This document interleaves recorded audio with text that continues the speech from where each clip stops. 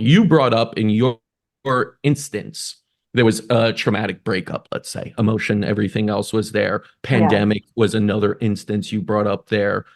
But, why is it that so many people, beyond those, do you have any other whys that are causing what is now really an epidemic of so many people having poor Yeah. sleep? Yeah. So it's really multifactorial. I think the main driver is stress and anxiety.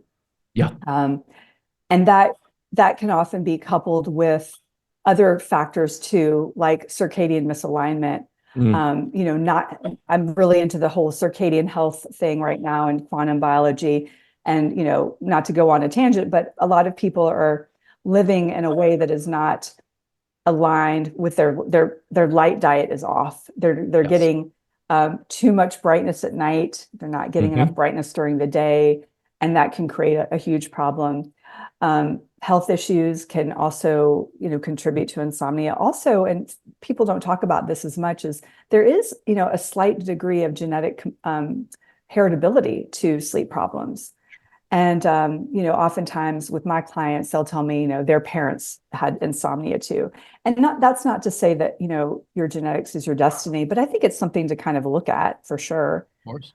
So ultimately, there's just so many factors out there creating insomnia. But in my experience with my practice, it's mainly anxiety and stress. And that anxiety and stress actually just gets compounded into the sleep um, arena. So they develop this sleep anxiety, and it Mm, almost takes on a life like their original stressor um, hmm.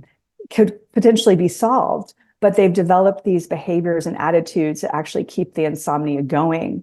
And they're doing things unbeknownst to them that just keep it on that trajectory. So it's quite a complicated issue at times for It people. really is so multifactorial. I mean, you bring up probably the two biggest one, anxiety, this stress, this always, thoughts running through our heads, correct? And of course Yes. the advent of, cell phones always at our disposal. And then you get into it's not just what it's showing us that's making it stressful, it's the artificial blue light that our bodies Yes. and eyes pick up, producing cortisol instead of melatonin and keeping Right. us up. And then we're hooked into it and staying up really late. And you see this more and more even with children, of course, because they're very much exposed to and kind of, pacifiers have become iPhones in a Oh, sense. yes. Oh, yes.